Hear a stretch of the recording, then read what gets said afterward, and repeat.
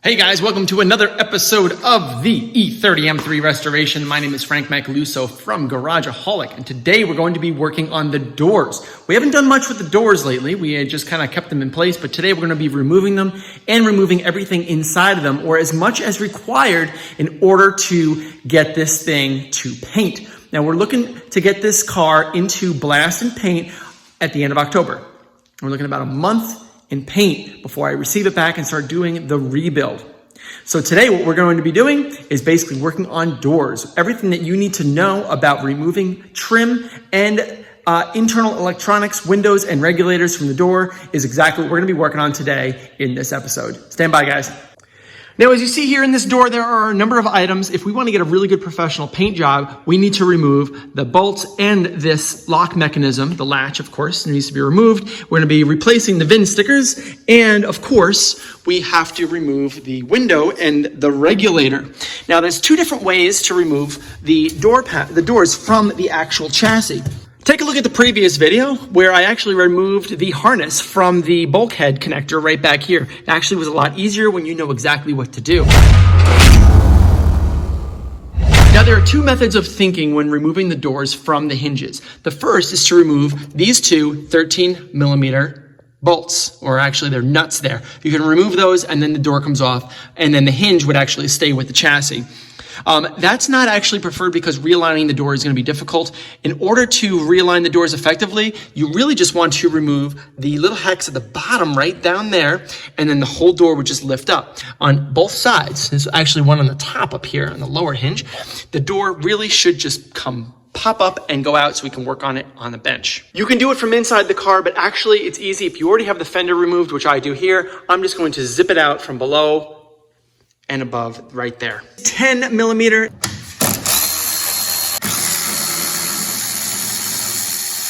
Remove this boot here. A tiny little circlip here that you can just pull right out.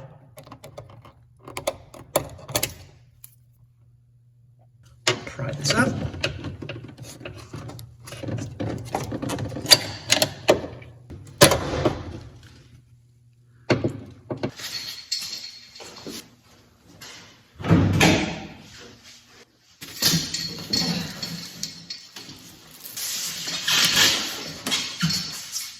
Now, as stated before, we really do not want to move these things and its position. So I'm actually just going to have him blast over this and paint over it because I don't want it to mess up the actual alignment of the door, which is pretty good as it was. But if it needs to be adjusted, it can be adjusted later. But for now, I'm not going to have him do anything there. What I do need to do, it looks like they already kind of painted over this rubber you can see before. So what we need to do is take that guy out and kind of push that in and siphon this whole, actually, we can't.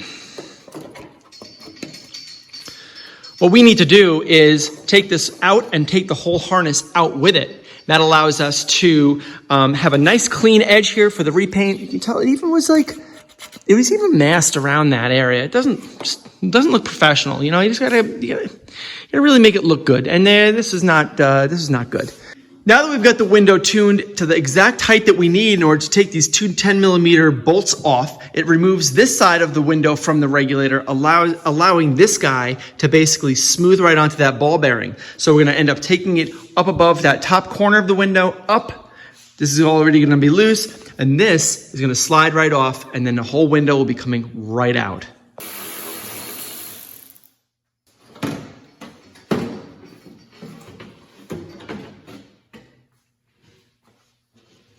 Now that the window itself is removed, we can take apart the regulator and disassemble that from the door. And that includes removing 1, 2, 3, 4 bolts, 10mm, and 3 10mm nuts from the motor assembly. And the whole regulator should come on out.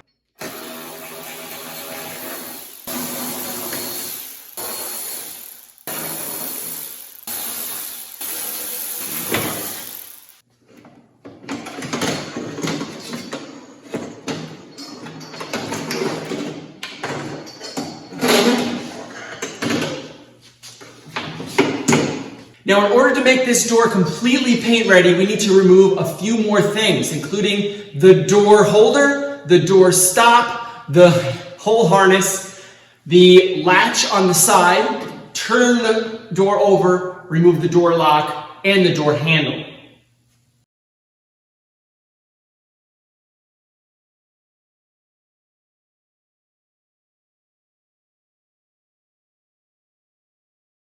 As you saw, I did remove the door handle, and we are replacing these door handles. These are actually going to either go in the trash or whatever, but you can see that they are painted the Diamond Schwartz metallic color of this car, and that is not OEM, not OEM. This should actually be the flat black from the factory. No need to paint these door handles. It is so easy to remove them and refresh them with SEM trim paint if you want to.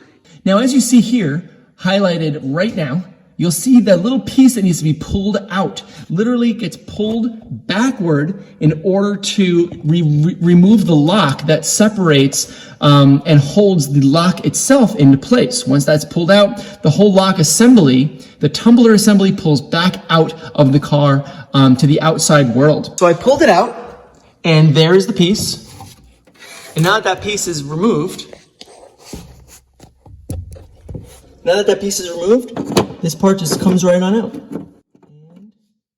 Finally, to remove the latch, all you do is remove these 3 Phillips head screws, and the whole piece should go back into the door, and you can easily take it out here. There's only one way to remove and install this, so it really should be a no-brainer. The thing about removing these guys is you want a really big-headed screwdriver, not something like this. This is way too small. You want something a lot larger that has a much larger tip. And the reason is because if you push on this and you strip this, one tiny little strip is going to do you in forever, and you're never going to get that out, or it's going to be really, really hard. And then you have to replace the hardware on top of that. So here is, it's 1, 2, 3. You can see these caps here that had overspray paint on them. You can see the overspray there. We're gonna clean all this up and make sure that isn't on there, because this is all gonna get painted, and then we're gonna be putting the hardware back on. So it's gonna look really nice and slick. Again, OEM, right? Professional. That's what we want. Bam. So because there are linkages tied to this latch, I'm actually just going to leave it there, and I'm zip tied it on the backside, and it's just going to be basically remain there and hang there. I think it's just going to be the easiest way to go forward on this, and it's also going to allow us to sand this and paint it, and also mask from behind as we need. So we're in good shape here. I think that everything on this door has now been removed, and we're ready to start on to the next. And lest we forget, the door latch on the mating side, 2 T40s. Take a look at the back side there. You'll see that there's a backing plate there, and we just need to remove that too. Bag and tag the hardware, guys. So now that the doors are basically completely stripped, and we've got our glass, we've got our regulators, we've got our trim, we've got our hardware, our latches, our panels, and other pieces for the wiring harness. Now we gotta go through that and really just cycle this motor and make sure that this regulator is good, clean, that it's strong, and that this window is going to move up and down seamlessly. The grease that's used in the regulators hardens up over time, and it becomes a really big drag on the motor and makes the motor work harder in order to maintain the same speed, and it just can't keep up over time. So what we need to do is clean the regulators and then just cycle it back and forth and get new grease in there and just make these windows to operate just like they came out of the factory, even though this is a near 30-year-old car. There's no real tried and true method for working on these regulators and cleaning them, but they definitely need to be cleaned. And the way that I plan on doing it is using my cleaner, but you can use many different other types of cleaner in order to wash and clean off all of the old gunked up grease from 30 years ago on these regulators, which when they harden up, it makes the motors work so much harder. Or in most cases, they just slow down, and it just slows up the whole process. So windows take forever to go up and down. But by cleaning the regulators and putting in fresh grease, it makes it so much easier and better and just more efficient. You use less energy, you lose less power, and your windows go up and down a lot faster. So let's clean these regulators, clean off all that old grease and gunked up crap in there, and make these things look and act brand new. So in order to test it, I made my own 12-volt power supply. I feel like maybe doing a dedicated video on how to make one of these power supplies. Where do you acquire some of these batteries from? This battery has a lot of current capabilities, basically 7 amp hours, which is incredibly powerful to move most anything on your car if you were trying to bench test something if you didn't have a full car battery on hand. I'm going to be using these alligator clips along with the window motor here that you see. I got my 2 little makeshift pins that I put into the female. These are basically just male pins. I put into the female sockets on the motor, and I'm able to articulate the motor up and down. Now, there really isn't much drag on this at the moment because there was no weight of the window and, alignment things or whatever, so it goes up and down pretty quickly. But I want to clean all this out. Look how dirty this is inside of here, right? All this is going to look relatively new when I'm done with it. But there is a lot of work that's needed to clean this up. So let's just go on ahead, clean it up, and just see how it works.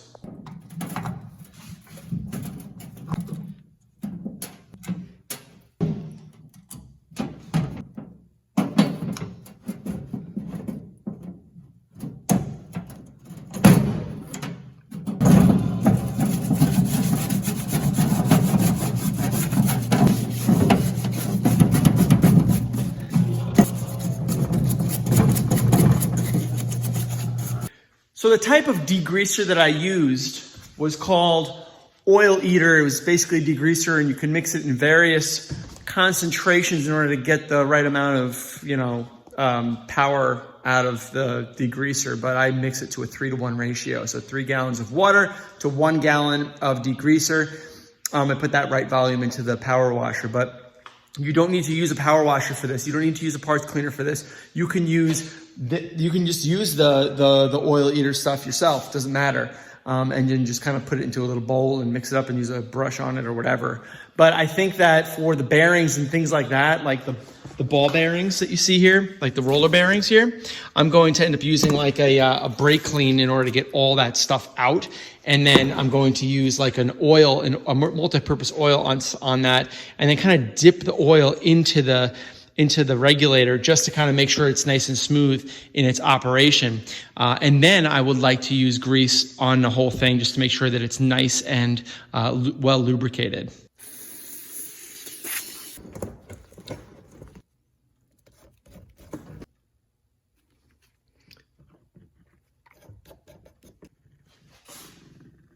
Now for the actual grease I'm going to be putting into the track is called red and tacky grease. It's used most commonly on rack and pinion steering systems, but it's perfectly good for sliding surfaces. This stuff is exactly what you want, and it runs you about $20 to $25 for this pint here, which is about 1 pound.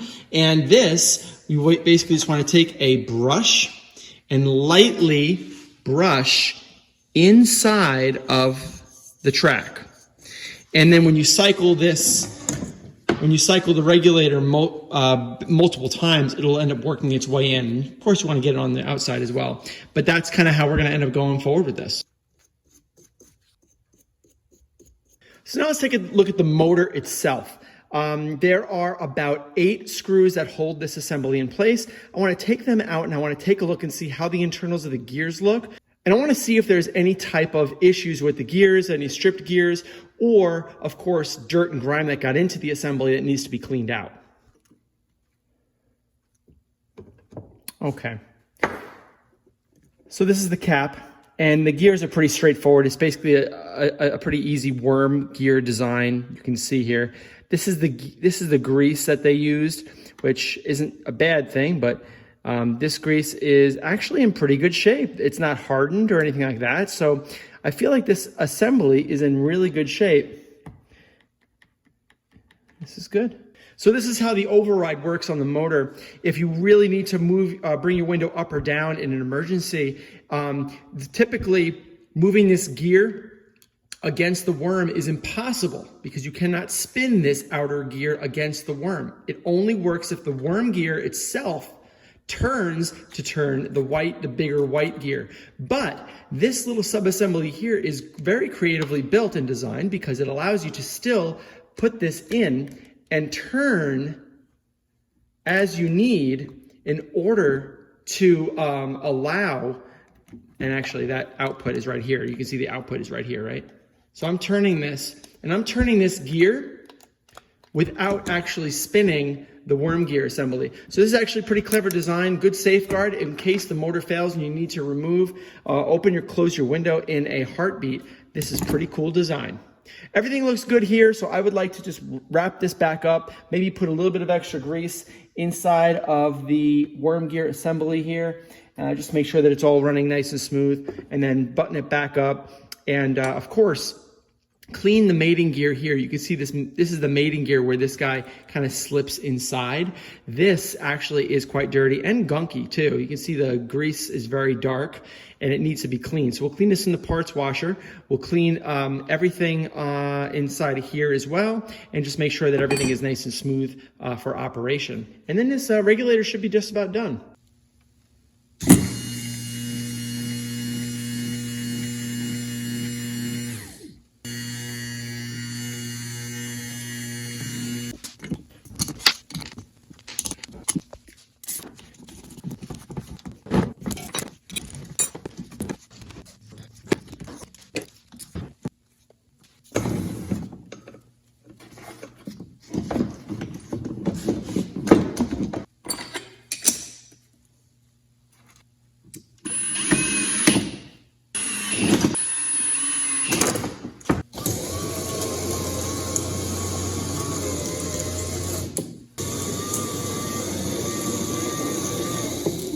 So basically primed the regulators, we've cycled them a few times, we've gotten the new grease that we put in to really work its way into that worm gear, into the motor, into the sliders.